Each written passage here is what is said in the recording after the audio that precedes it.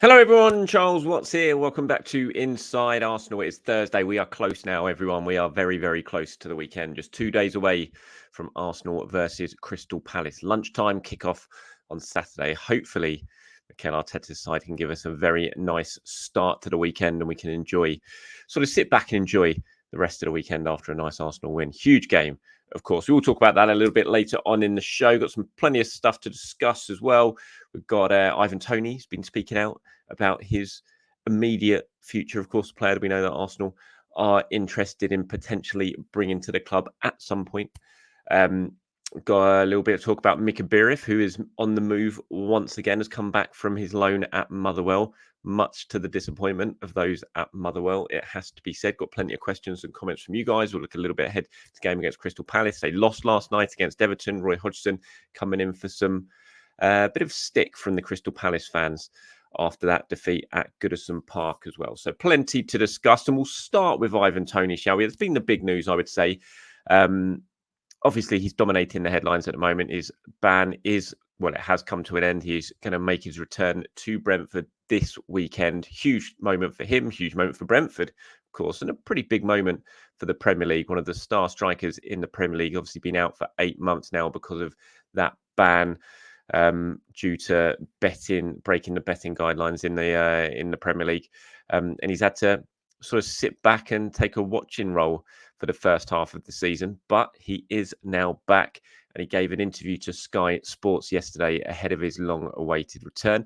Probably not the sort of words that Brentford fans would have been hoping for from Ivan Toney, I would say. He's very honest. He's always comes across as a pretty honest guy when he does interviews. Doesn't really sort of fudge his words, really. If he wants to say something, he'll say it. And basically said yesterday that he would potentially still be open for a move this month.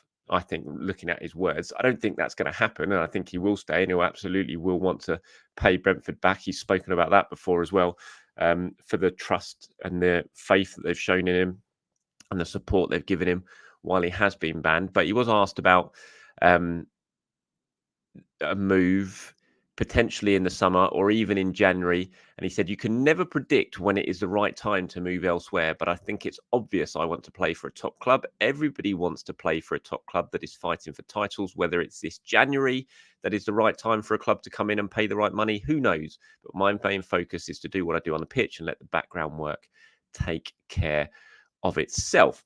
So definitely no sort of firm closing the door on a January move. I think the market is going to dictate, however, that a move in January is probably a little bit too soon for Ivan Toney because of the money involved, because of the lack of money that clubs across the board in the Premier League have to pay right now. Is probably going to mean he is going to stay. We know Arsenal are interested in Ivan Toney. He's a player that they like, amongst other strikers that they're also looking at.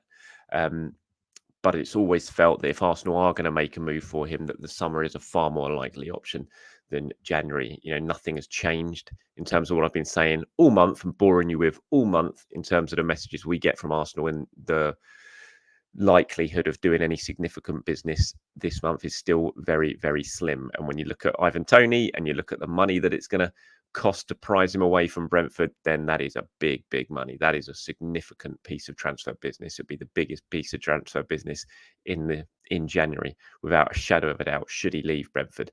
And I just cannot see that happening, no matter even if he is interested in making a move. And I think we all know when it comes to Ivan Toney, he is certainly interested in making a move to Arsenal. But if he's going to get that move, like I said, I think it will be in the summer rather than January. Talking about strikers.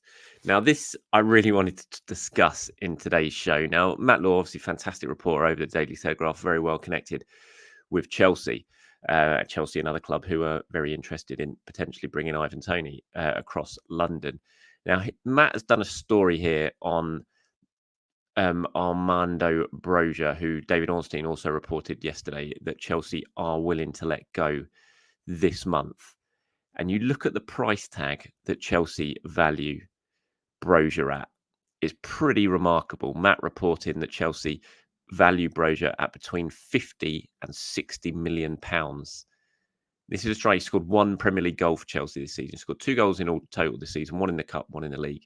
and they value him at 50 to 60 million pounds. If there's ever an example of how bonkers the transfer market now is, it's that. This is a player who, in my view, is worth 20 million max. You know, what has he done to be worth anything like 50 to 60 million pounds? It was just a few years ago that Aubameyang was coming to Arsenal from Borussia Dortmund for that sort of money. And now suddenly Armando Broja, with nothing really on his CV, decent player, you know, of course, decent player, but a 10 to 20 million pound player. And yet you're being valued at 50, 60 million pounds because of the ridiculous nature of some of the transfer fees that have gone on from that club in particular. It has to be said, Chelsea inflating the market with some ridiculous deals over the last few years. And now you're getting players valued at this. And this is why it's going to be so hard for clubs to move players on now, because the values are so over the top that it's very, very hard to sell players. And, you know, I've talked about Eddie Nketiah a lot in the past about when he leaves Arsenal. And I think he will leave Arsenal at some point. I think that's probably pretty much granted that it will happen. But if seriously Broja is being valued at 50 to 60 million pounds, and if someone is silly enough to actually go to Chelsea and pay that sort of money, then what does that make Eddie Nketiah worth? Like I said, Broja scored 1 Premier League goal this season. Yeah, Nketiah's on what, 5 or 6, and there's a history of scoring goals in the Premier League over the last few seasons. Not prolific, of course, but still has a history of scoring goals at the top level in England. Still young, long-term contract. So if Broja's worth 50 to 60 million, which he's not, but if that's what he's valued at, and if someone, as I said, is just mad enough to pay that sort of fee for him, then what's Eddie Nketiah worth? And that's why I've had comments on here before when I talk about Eddie and what, you know, I'd be wanting 40 million pounds for him. And that was before I saw this. But, you know, Eddie's got to be worth more than Broja, surely, 100%. And I just think this is such a prime example of the crazy nature of the transfer market now, that we're suddenly talking about players who are worth no more than 10, 20 million pounds being valued at 50 to 60 million. It's crazy. And it's really damaging to football, I think, that this is the way things are going now. And it just blows my mind. It really, really does. And I hope that no one is silly enough to pay that sort of money. And I cannot imagine that they are by any means. But if they did, then that will certainly give Chelsea an awful lot of money to potentially go and get an Ivan Toney or someone like that. So definitely want to keep an eye on. But it's one when I saw it this morning, I was genuinely shocked at the valuation that Chelsea have for him. I just think it's mad, and I just can't see anyone paying that sort of cash. But let me know what you guys think, of course, in the comments below. And if you know, what would you value Broja at, and what does that mean that Eddie Nketiah is worth when Arsenal do decide to cash in on Eddie Nketiah? What sort of money should they be expecting from him? Before I move on, actually, I should have flagged this at the start of the show. I'm sitting down with James Benge today for Inside Arsenal Extra Time. We're going to be recording at about 3 p.m. It will go out at the usual time, so around sort of between 5 and 6 o'clock this evening. But if you have any questions or comments or anything you want us to discuss in Inside Extra Time, then please do let me know in the comments below. Reply now to this. Start it with extra time, and then your comment, your question, whatever you want to discuss, just reply it there. So yeah, we're recording a little bit later on today, about 3 p.m. So hopefully, if you're watching this video early enough, you've still got time to get involved in that show by leaving a comment below. Right, moving on to another striker, Mika Biereth, who's had a very good loan spell for Motherwell in the first half of the season. Obviously, 20-year-old Arsenal striker, been at Arsenal for a couple of years now, came in from Fulham. Highly rated, scored plenty of goals at youth football, and has had a really good spell up in Scotland for the first half of the season. I think he played 15 games, he scored 6, set up 5, and they love him up there. But for them, there's a big disappointment because Arsenal have recalled him from that loan spell. He's come back. Stuart Kettlewell, the Motherwell manager, was talking about it today at his press conference this morning. He says Mika has been recalled. It's been a difficult one for us over the last 24 hours. It's a major disappointment. This was a little bit unexpected. The conversation was that Mika would stay here until the end of the season just last week, unless something big came on the table for Arsenal that they couldn't turn down.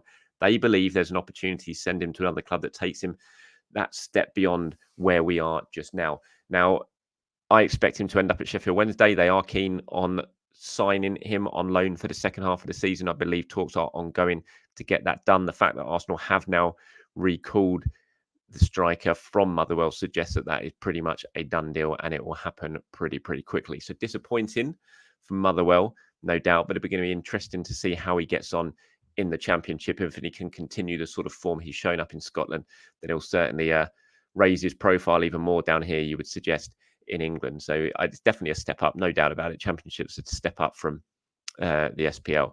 So it's a big opportunity for him should this move to Wednesday go through as expected. But yeah, for Motherwell, clearly very, very disappointed at missing out or losing out on him for the second half of the season.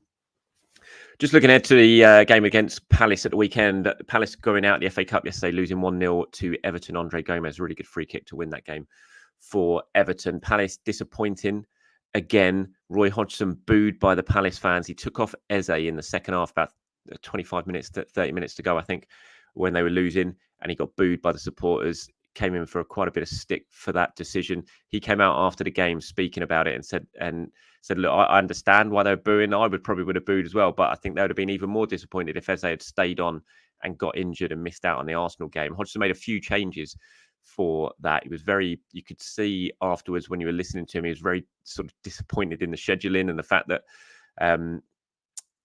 they've got to go and play Arsenal at 12:30 on Saturday, having played on Wednesday night in Liverpool, and he was kind of so he had to rest a few players, give some players breaks, and then take off the likes of Eze to protect him for the game against Arsenal at the weekend. It's going to be interesting to see what the lineup is for Palace. They're arriving in a bad run of form. Like I said, Hodgson coming in from criticism. I think they've only won a couple in about 12 or 13 games in all competitions. Big game for Arsenal. They've got to win this game. Palace have got a decent enough record. They've caused some surprises at times against Arsenal, even at the Emirates they have. So, Arsenal have to be switched on for it. But, you would think the advantage is Arsenal have had a lot of time to prepare for this game. Palace have had the cup replay against Everton. This is a game Arsenal just have to win. They cannot afford to slip up again in this game. It's going to be really, really crucial for them. Mikel's speaking tomorrow at the press conference, 1:30. That is now being confirmed. I'll be heading to London Colney for that press conference, so keep your eye out for all the usual stuff from me from there. It'll be very interesting to get his views on, team news, injury-wise, how's things going with Zinchenko, how are things going with Thomas Partey, how do things go in Dubai, what's the mood like? There's going to be plenty of questions asked at Mikel Arteta. It's our first chance to sit down and talk with him since the game against Liverpool. It'll be really interesting to get his views on exactly how the mood in the camp is after those 3 successive defeats. Right, moving on to some questions and comments from you guys. There's one here that says, hi Charles, I advise Partey starts together with Declan Rice in the midfield for the Palace game. Remember, both are strong on the ball, can't easily lose it, and are also powerful shooters. So Arteta should try them and see. Yeah, look, that would be fantastic, but it's not going to happen because Partey's not going to be fit for the Palace game. So, I can't wait to see that midfield play together. We've only seen it once so far this season in the Community Shield. That first game against against Manchester City at Wembley. But it's not going to happen yet. Hopefully, it's going to happen very, very soon, and we will find out a little bit more from Mikel Arteta tomorrow in terms of exactly where Thomas Partey is and his fitness and all that. But for now, not yet. We're going to have to be a little bit more patient before we see that midfield pairing. But I can't wait to see it and how the plan Mikel has for using that. I can't imagine he'll use it in every single game. But when he does use it, especially in big games, you go to the Etihad, you go to Spurs in the second half of the season, you play those two in midfield alongside Odegaard, and I think you've got a really, really strong centre of the pitch there with some excellent attributes that should dovetail very, very nicely together with each other. Here's one from Gareth, who says he has a question on the recent defensive wobbles. Says, do you think this might be directly linked to our... I can never say this word. It's really annoying you've put it in there, Gareth. I'm not even going to say it because I stumble across it all the time and everyone laughs at me for it in press conferences and stuff like that when I'm reading it. Nervous players, nervous fans, nervous defending. Cheers, Gareth. I think it probably does. I think if you don't score goals, you always get a little bit more nervy as a team, don't you? Because it's just the pressure of the scoreboard. If you're 1-2-0 up, 3-0 up, everything's a lot easier. But if it's 0-0 and the game is on a knife edge, then of course you're going to be a little bit more nervousness creeping into your play at the back. Because whenever a team comes forward, everyone's going to be a little bit on edge because if you go behind, then there's a long way back, especially in a league like the Premier League. And so that nervousness creeps through the team. It goes into the fans as well. You could feel it against Liverpool. The longer that second half went on, when it was still 0-0 and Arsenal missed all those chances, you could feel the energy in the stadium turn. It started to get nervous. The energy in the first half was great. The atmosphere was great. And then the second half, it just got very, very nervy, especially as Liverpool started to push forward when they got those sort of set pieces and you had Trent Alexander-Arnold standing over them. There was definitely nervousness in the air, and that seeps into players and that leads to mistakes happening like we saw with the own goal. So yes, I think it 100% does. The two are linked. But I also think when you look at Arsenal's sort of recent defensive wobbles, so much of it comes down to set pieces as well. So many of the goals they're conceding comes down to set pieces at the moment. And that's something they've got to sort out because they were really good at it at the start of the season. And they've just fallen away a little bit when it comes to defending set pieces. You have to put it down to the quality of delivery as well. I was talking to Sam Dean, of course, was on the show a few days ago, and he was mentioning it, wasn't he? That the quality of set piece takers that Arsenal have come up against have been very strong in recent weeks. You had Trent for Liverpool, you had Luton, who are very, very good at set pieces, have been all season. A lot of their goals come from that. They scored 2 of them from there. You played against West Ham. You got, oh my God, I've forgotten his name. What's the West Ham player? How have I forgotten his name? You know who I mean. James Ward-Prowse. You don't really get a better set piece taker in the Premier League than him. And of course, one of West Ham's goals came from a set piece as well. So I think that probably comes into it as well. But definitely, yeah, I think if you're 1 or 2-0 up, then there is far less nervousness in the team and in the stands when the opposition starts to attack. Here's one from Rural Nostradamus, who is obviously talking about the Champions League final in reply to what I was speaking about yesterday on the Chronicles of a Gooner podcast with Harry. Just painful memories sitting in that Stade de France after the game. Oh, I hate it. Honestly, I hate even thinking about it. It was just heartbreaking. The journey home, the plane flight home. I'll always remember that, getting on that plane, just Arsenal fans in just the disappointment on everyone's face, and the journey back to London, it was so bad. And then walking through the airport and you had the TV cameras outside sort of capturing the images of the Arsenal fans returning home disappointed. Just awful. I've been to 2 European finals in Paris, lost both of them. The Real Zaragoza in the Cup Winners' Cup to Naeem from the halfway line, and then the Champions League. Bad times. But anyway, you say on that saddening note, if you had to sell 2 players to cash in, as we know Cedric and Elneny exits won't do much towards FFP, who would it be? For me, I mean, I probably would. If a really good offer comes in for Thomas Partey in the summer, I would probably sell. And that's not me. I love Thomas Partey and I think he's a fantastic player and I think he makes Arsenal better. But I think if a Saudi Arabian team comes in and whacks, 30 or 40 million pounds on the table for Thomas Partey in the summer, I think you just have to take it because of his age, because of his contract situation, because of his injury record. It just makes sense from a business point of view. And then you can reinvest that money in a real top quality midfielder, which I think Arsenal are going to need to do. So depending on the bid that would come in, if it was a really sizable one, then I think Thomas Partey you would have to consider selling. I think Emil Smith-Rowe as well, as painful as that would be, especially for me, who's a big Emil Smith-Rowe fan. I think if he's not going to play, which it feels like he's just not going to play, then you may as well sell him and get some money in. It's pure profit. He's a homegrown lad. And I just think for him as well, he just needs to go and play football. It's just a waste of talent for him to be sitting around not playing. So I think probably those 2, as well as, if a really good bid came in for Eddie Nketiah, if someone comes in and whacks 50 million pounds, 40 million pounds on the table for Eddie Nketiah in the summer, I would probably think you'd have to accept that, especially if you're going to go and splash a lot of money on another striker as well. So probably those 2 or 3, two of those 3 I would sell. But I think Thomas Partey, a lot depends on what sort of transfer fee you're going to get for him. Here's one from how do you pronounce that? Royal Stad 8532 says, Charles, I've heard you say more than once that you absolutely don't want to see Havertz at left back. I'm not saying I do want that, but I'm wondering why you feel so adamant about it. Because he's not a left back. There's not really much more to it than that. I just don't want to see Kai Havertz as a left back. He's a good player. He's very, he does work hard. He turns the ball over well, but he does that in an attacking sense. It's very, very different. I think pressing from the front and bringing that sort of style of game to the game in an attacking third than actually having to concentrate really much as a defender. I think it's very, very different. And so everyone can say, oh, he's got the attributes to do well as a defender because he does it well in the final third. I wouldn't want him going one-on-one against a really good winger at left back. I just don't think we worry about Zinchenko and his defensive capabilities as an inverted left back. Imagine what it'd be like with Kai Havertz. It's just no, not for me. That there's no other scientific reason that I can give based on data or analysis. It's just the fact he's an attacking player. I just wouldn't want him at left back. So that's about it. There's no more I can really say about it, to be honest.